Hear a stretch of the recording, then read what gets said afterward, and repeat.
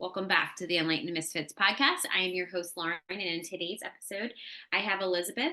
She is a holistic life coach and spiritual guide. Welcome, Elizabeth. I'm so happy to have you here with us this morning. Thank you so much, Lauren. I appreciate being on your show. Of course. So, can you kind of just tell the listeners a little bit about who you are, kind of where you started and where you are today? I would love to. Yeah.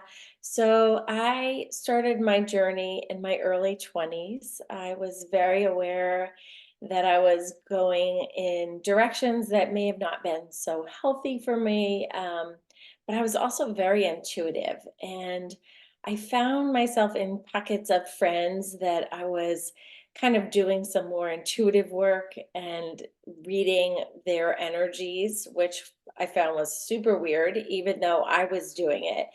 And I shut my gift off for so long. And then when I kept asking myself, what is my life purpose? What am I here for? What am I supposed to be doing?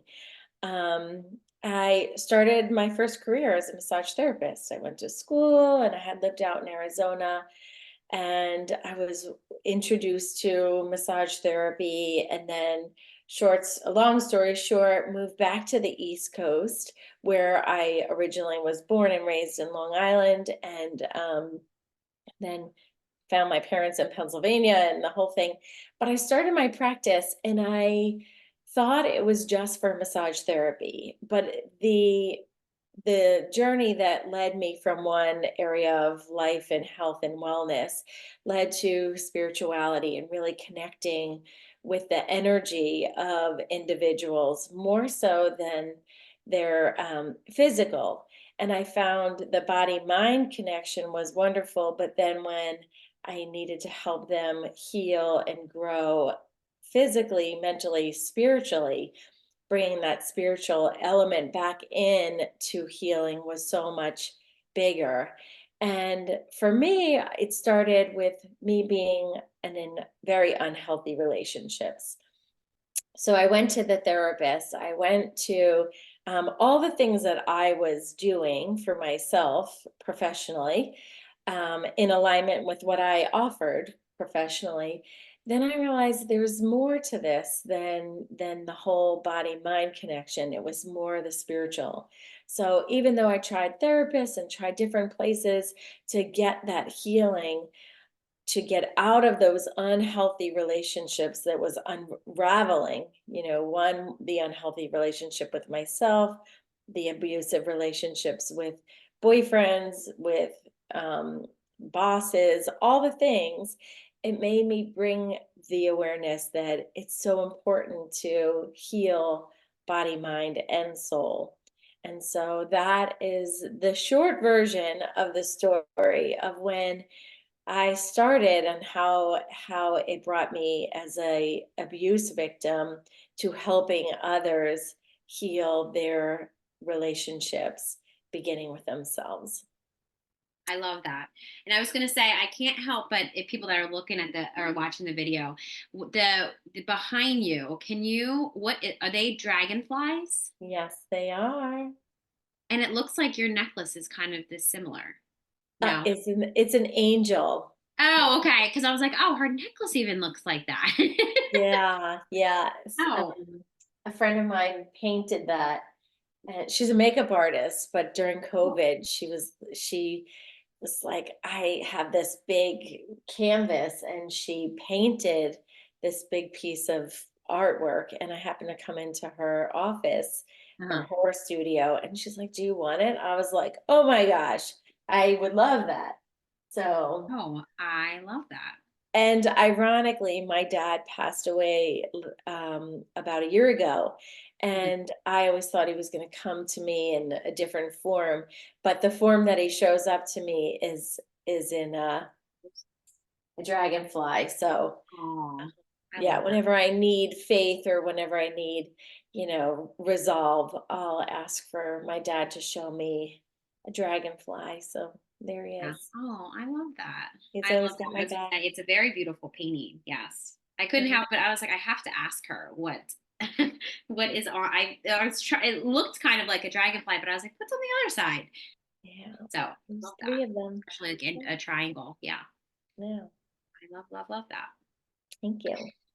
Okay, so in your experience, through all of your experience, especially where talk about, like relationship and healing trauma, how can women heal relationship trauma without throwing away like that good love, for themselves first?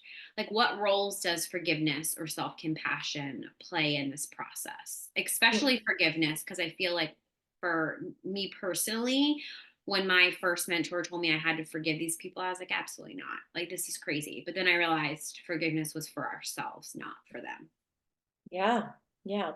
Well, first you said something so magical. You said, don't throw away good love. And that's something I live by. And I work with all my clients that come to me for relationship healing is to know what is good love, and what is a high vibrational love, right? So when we fall in love with somebody, we know that it's love. Mhm. And then love changes and shifts and morphs over time. But the love for ourselves has to be the first and number one priority. I know for me, having gone through unhealthy relationships, then when I found my husband now of 25 years, I thought, oh my gosh, is this the right person? And that love today looks so different than it was then. But first, I had to honor myself and nurture myself, find that feminine energy to love on her before I put that shield up constantly to ward off all even good love, right? Mhm. So I think working with yourself and noticing how you speak to yourself, how you nurture yourself. I'm not talking about going to get a massage, getting your nails done, putting your Right. makeup on, all the things. I'm talking about being kind to yourself, feeling beautiful, feeling that you are here for greatness, knowing that you have a purpose in this life. So I think that I'm hoping I'm getting your question properly, but like really Oh yeah. getting to the point of loving on yourself first and allowing people to understand when I love myself so much, not as an ego based human, but more as a person that says, I'm going to allow you to love me for as much as I love myself. Right. So in my past, I felt crappy about myself and I didn't speak kindly to myself. So I was attracting people who were talking to me just the same way as I was talking to myself, right? Right. Yeah. And I love that you say that um is like self, maybe I'm gonna paraphrase this, but when you said, you're not getting your nails done, getting a massage and all that, because I noticed that women are like, oh, this is self-care, which it is self-care, but more about like self-love, because I think one of my clients had said, yeah, like I, rested, I went and got a massage, I got my nails done, my hair done, or something like that, put my makeup on.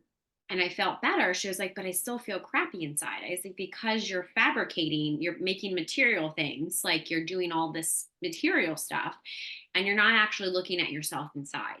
You're avoiding that part because it feels hard or whatever, however it feels for you. And I love that you had said that, because I feel like that should be said more, when it's like self love or self care is not just getting your nails done. Like, that's for me, I always say, like, that's maintenance. Like, it's Yeah, not that's like, fluff.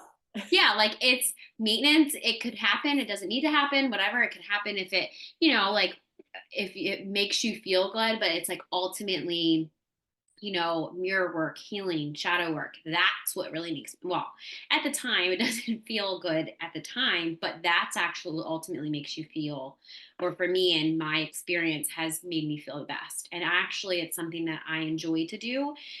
And it might sound crazy, but I'm like, oh, like doing shadow work and looking at myself or trying to figure out what I need to heal more. I guess it's because I've been doing it for like so long that it doesn't feel as hard, and it's something that I don't resist anymore, because I know on the other side of that resistance is what I'm going, like what I want. Same thing with like the other side of lack. is abundance. So it's like whatever you're resisting is usually on the other side of, that thing that you want. Right, Yeah. absolutely. Yeah. Yeah. And I think that's the key thing is like looking at all aspects of ourselves and knowing, each age and stage we shift and change, and to find the beauty in that, in whatever that stage is. And even if it's in the darkness, see Right. the beauty in that darkness, because you know that the light is sure to come, Yeah. essentially. 100%. So what role do you feel that forgiveness or self-compassion would play, like could play in this process? I think, just taking responsibility that we play a part in all aspects of life. So we know we need to forgive ourselves. We know we need to give ourselves grace for when we don't show up as perfect and as wonderful as we think we should. But also to see the light in others as we see the light in ourselves, to see that there's darkness in others as we see the darkness in ourselves. So giving ourselves compassion to say, for example, if that person didn't act according to the way that I want them to act, to say, okay, well, I give that person grace because maybe there's a lot of things going on in that situation and steps before me or moments before having this interaction with me, right? Right. And but also doing the same for myself. There was a time um in my life, and I don't say this with bragging in any way, but I remember having gone out with my husband. We went for dinner and I had a drink, couple drinks, maybe two, whatever, doesn't matter how many. But I remember starting a fight with my husband after those two drinks. And it was like such a irritation to me of like, life was wonderful, everything was great. We went for a beautiful dinner, we went to a party, had friends, blah, blah, blah. The next day, he's like, why were you acting like that? And I had to really recall, number one, why wasn't the drinks, right? What happened before the drinks? And I realized, like, first of all, I'm an empath, so I'm super sensitive to humans and being around people. And I Yeah. had watched the news right before we went out for dinner. And what was going on in the world was something very catastrophic, very upsetting. So then when I had a couple drinks, and even though it was a wonderful evening, I was picking a fight with my husband and the person I loved, and I didn't understand why. And then when he brought it to my attention the next day, I could have done one of two things, like shoved him aside, fought back, said, no, not me. Yeah. Instead, I did a lot of introspective work to go, what happened before? What happened leading up to this? Because I was in a good mood, but it Yeah. was the news that caught me off guard, which caused me to feel angry inside, which then caused the argument later. So being, grounded enough as a human being to say, sometimes we do things or we say things that aren't nice, but Yeah. what's causing us that disruption? And to look at that is more important than to give yourself, shame yourself for being an awful person, right? Yeah. And I like that you said about shaming yourself to be an awful person because there's a couple instances. Now, I don't drink often. I used to use, not that I was like an alcoholic or anything, but I used to use alcohol to suppress a lot of my uncomfortable, big emotions or, all that stuff. So I kind of steered away from drinking. But lately, I tried to drink, here and there. And same thing, I didn't realize that my boyfriend would be like, you get so angry when you drink. And I'm like, well, it's not that I get angry that that I'm drinking. It's because whatever I'm holding on inside and I'm not speaking about, it's easier. It comes out a lot easier when you have, like, you feel more relaxed. You feel like, oh, I can talk about this now. And, he was like, well, what is the solution to that? And same thing with him, when he drinks, sometimes we argue. And he's like, oh, we just can't drink together. I said, no, you're doing the same thing I'm doing. You're not talking about things that are upsetting you or that you feel a certain way towards. And most of the time, it's not towards me, it's just inner child stuff. So I love that you had said that, because I feel like there's a couple other clients I have that had similar experiences in their relationship, and they're like, I can't drink because I like to drink and enjoy like drinking, but I can't do it around my husband because we always argue. So I always ask them, well, what inside of you is making you argue with them? Because nobody makes you argue. If you're gonna argue back, you're in that too. Like, there's no argument if one person's just talking to themselves. Right. So I'm like, if you can't blame the argument on them. You're arguing back, right? Now, if they're just sometimes I'm very good at just like, if I could just feel this very, I'm like, oh, he wants to argue today, or oh, he's just miserable, or he's, upset, or he's stressed out at work. I will usually say, are you okay? Do you want to talk about something? And then he will then just start talking normally just about whatever happened at work. So it's like I can kind of take myself out of it, and he just needs to vent, right? But I feel often, a lot of times, we think we're the problem, or it's because we've always been the problem in past relationships, or when we were kids, it's our fault that our parents are mad and screaming at us. And it's not like they didn't just had a bad day at work or something like that. So it's like, I feel like honoring that time of like what happened before is I'm gonna definitely remember that, because I feel like sometimes I could feel like, why is he so miserable and mean? And I can honestly just say, well, what just happened before you came in the house? Like, what Right. happened at work?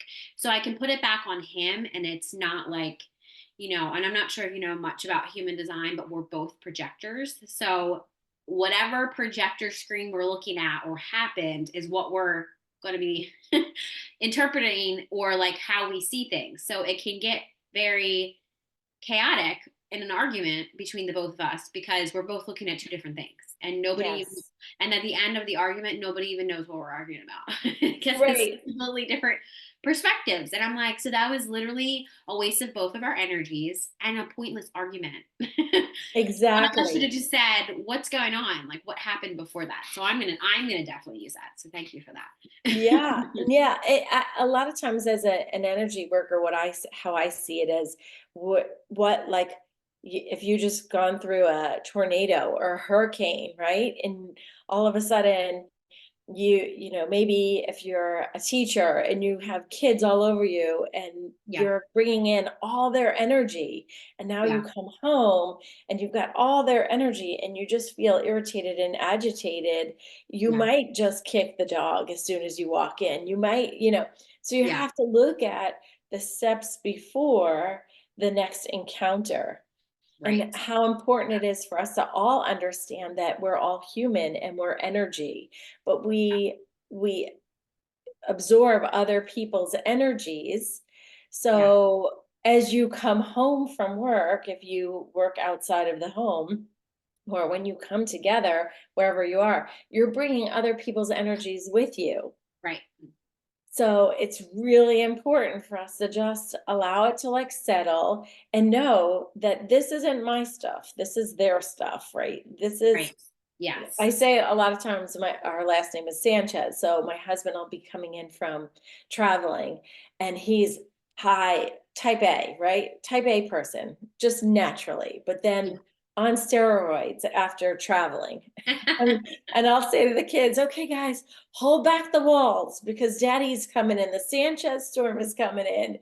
And just know, so I'm teaching them, even in their young life, that Yeah, it's not dad, it's not you, it's yeah, not dad being angry, it's that he's got all this other energy attached to him. So yeah, let him come in with ease, stay away from him, let him get himself situated and organized, yeah, and then when he feels grounded back home in home life, he'll be calmer, and then we can talk to him and approach him gently, because otherwise it doesn't look very pretty. yes. Yeah. I feel like I've noticed that with my daughter too, with coming back from her dad's house or her dad's family's house. She's very emotional, more emotional than she normally is.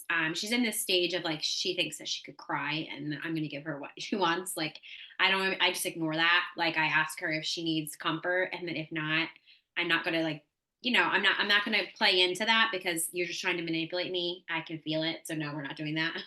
we're not You're not going to get anywhere in life trying to cry for what you want. Like I'm not Right. that's not we're not going to do that dynamic.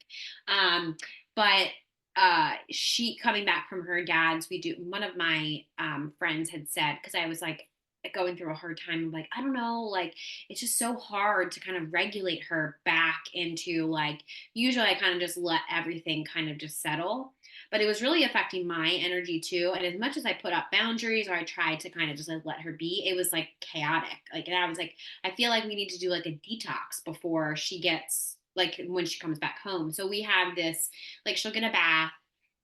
I'll put lavender in it. She can just, she's more like attached to me when she comes back than normal.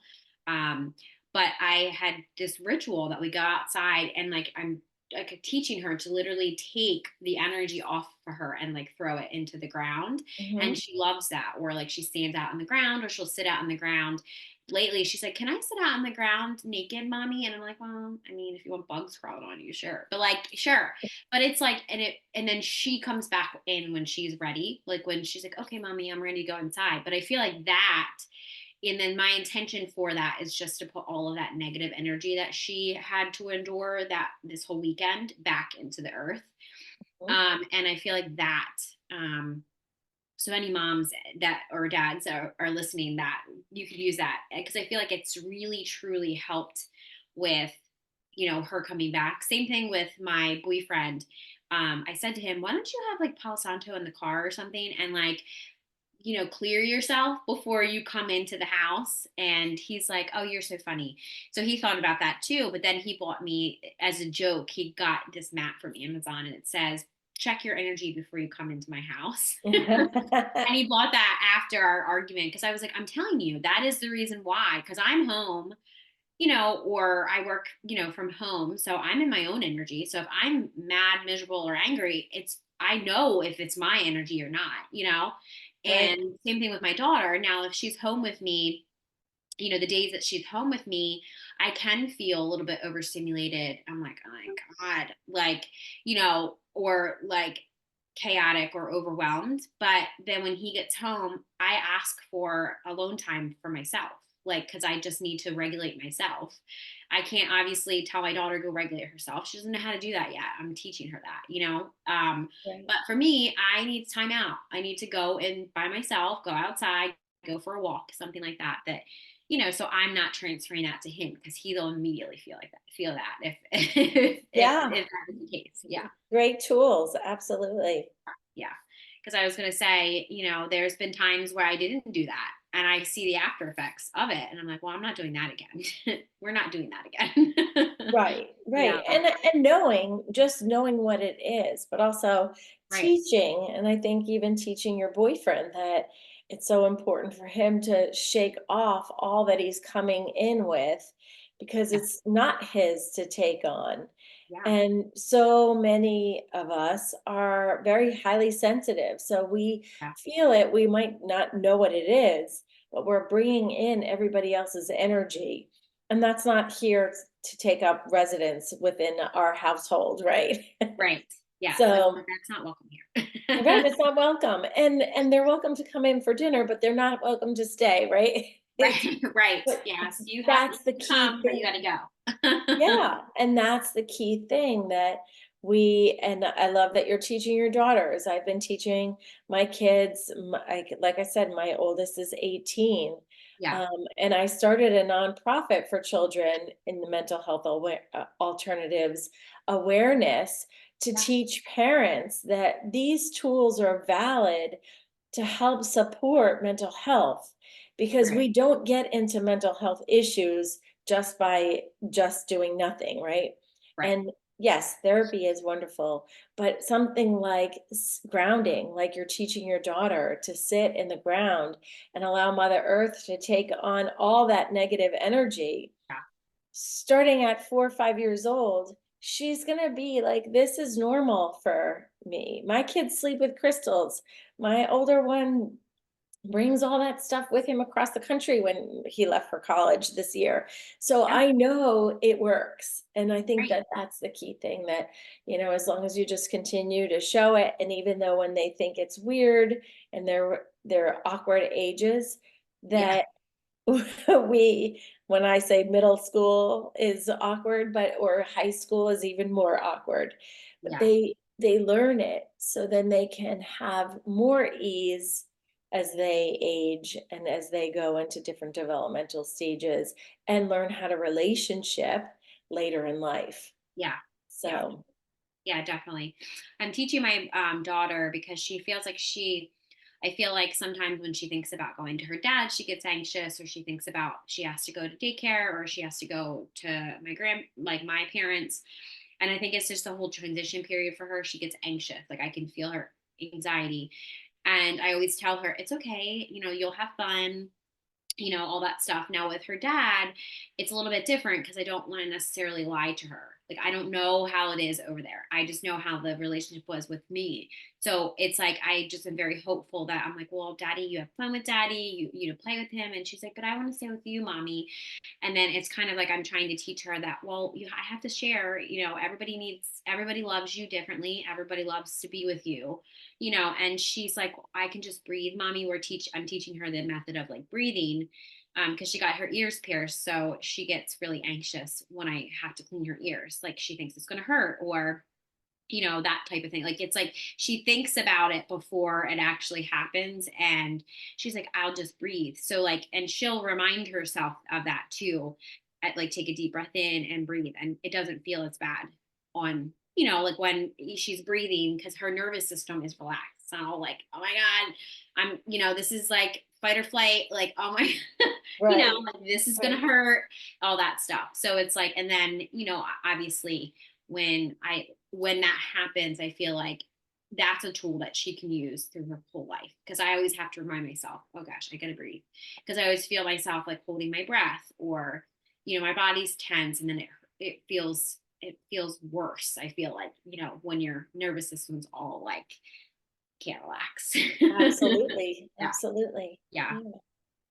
So talking about that, so chakra healing. Obviously, I know we both agree that that's a very powerful tool, and within your practice, how can women entrepreneurs use like chakra healing to overcome trauma and align their energy with their personal well-being and their business success?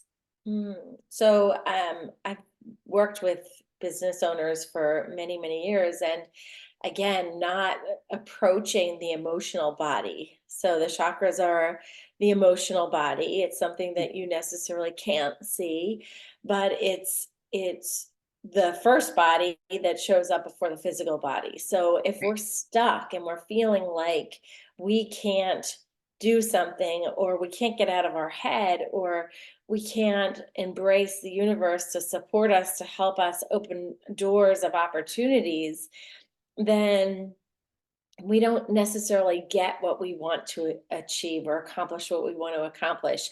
So when I work with individuals, helping them to understand some of that old trauma and baggage may be stuck in some of those chakra systems.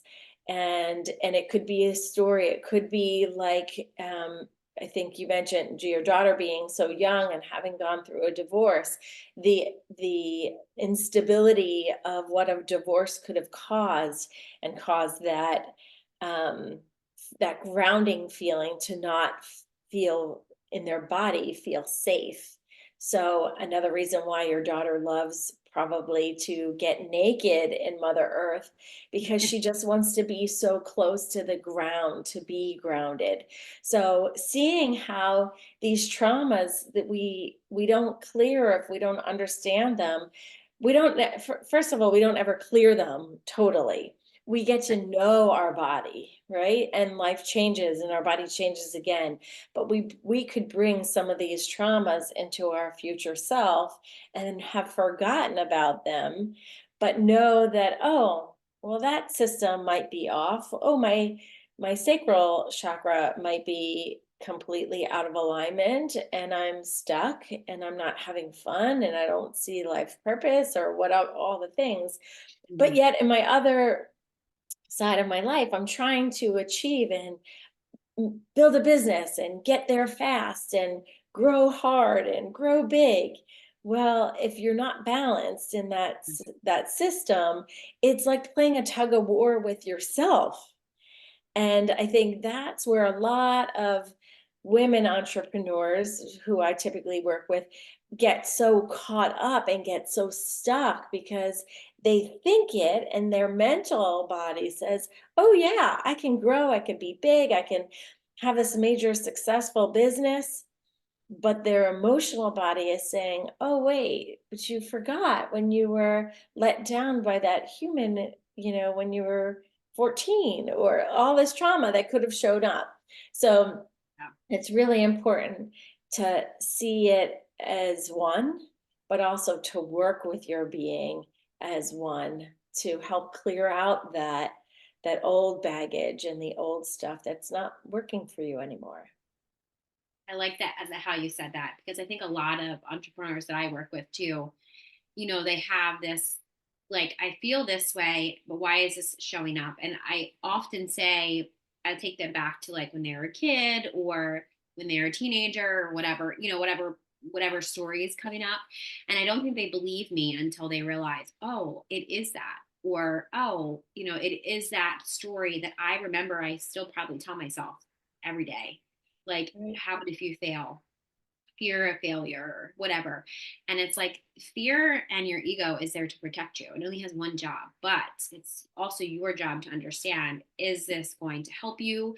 Is this a story that somebody made you believe? Or maybe this was your mom? Like, whose voice is it? And most of the time, even like when I did this myself, it was always my mom's voice telling me, you're going to fail. Or this is, what if you do something different than the rest of the world? Same thing with like when I started my business. And I had a very successful job career, making six figures, seven figures, and I decided to leave that job for what I want to do, like what my actual soul's purpose was. And she's like, "Oh my God, what happens if you fail? What happens if it doesn't work?" And I'm like, "Well, I'm just going to trust the universe telling me that this is what I need to do is enough." And it's just now looking back on it, having a podcast, having a successful business, having people that, have success stories and that will like even tell her, I can't believe your daughter is so successful. I remember when you were telling me blah, blah, blah. And I was like, yeah. So it's like now it's her own limiting beliefs. And she had told me this probably a couple months ago. She's like, I am so proud of you. And I was like, Mom, it actually makes me sad that it took this long for me to show you, not that I was proving to her anything, but it was more, I want to say it was more of like encouragement to make sure I don't fail, because I wanted to prove to her that this is going to work. You know what I mean? Yeah. Yeah. Not that that was my sole purpose of it, but my daughter was the main thing. I wanted to create a legacy for both of us. When I'm not here any longer, she has this, all that stuff. She can do whatever she wants with it. But it's more of like that purpose that I wanted to create a legacy, for, myself, my family, and, anybody out, any other generations that want it. So it was like that deeper soul driven, heart centered purpose that I knew that my mom just didn't understand. Yeah. And it's because your mom wasn't taught or your mom was taught differently, Right. right? Yeah. And so again, in this karmic life, you got that type of a mom, so you can push through and succeed Right. and then be Yeah. on this podcast to teach so many others that Yeah. if their story is similar to yours, that we're here together as light workers to light up the world. Yeah. But we can't do that properly without having seen what the dark looks like, Right. right? Yeah. Every single light worker knows what the dark looks like and is very well aware of how difficult and challenging those moments are. But it's what we do from getting through the dark to get to the light and how we share that light is what's more important than that darkness, right? Yeah. I always remind people that how would you know what good or bad feels like if you never felt both of them? You wouldn't know. Like if everything was always good for you, then how do you know what bad feels like? Or if everything was like always bad for you, how do you know what like it feels like for like good? You don't, because you wouldn't experience it. So I always say like your experience is what shaped you. And it's like now, obviously going through different stuff, I maybe didn't understand it, now I do, but like I didn't understand why I was going through it. It was like that victim mentality. So like now it's like that victor mentality of like, oh, I needed to go through that to, how am I going to teach somebody anything if I didn't go through it myself or something similar? And I feel like all of us have very similar experiences. Um, like I feel like that I've met that have very similar experiences. If it's abusive past, if it's abusive parents, if it's abusive relationships, if it's whatever it is, if it's addiction, if it's this, if it's that, I feel like all of us have it all feels very similar to our physical bodies, like, or our mental or emotional bodies. Right, right. Yeah. Well, I could talk forever about this. So, before we wrap up, first, is there any last nuggets of wisdom that you wanted to share with the audience? And also, where can people find you? I'll also make sure that your links are in the description box too. Okay, I think the one thing that's coming up for me in what we talked about, and I think we talked a lot about a variety of things, and a similar theme of abuse or not feeling worthy, the or life that's more, joyful or peaceful. Finding that importance to learn how to place your hands on your heart, take breaths in, and just ask, what does my heart need? What is it that I desire? How can I love myself more today than I did yesterday? And so I think that would be my big nugget to share to finish or to even ease from this conversation, because it might have caused some pricklies, but to just Yeah, place your hands on your heart and just breathe and then yeah, hear if it needs something, right? yeah. I love, love, love that. Thank you so much for joining us on today's episode with Stephanie on the Enlightened Misfits podcast. If you enjoyed today's episode, don't forget to subscribe. You can leave a review and share this episode with somebody that you feel that will gain knowledge from listening. Stay tuned for more captivating conversations in the future. I hope you have an amazing rest of your week, and I will see you next time.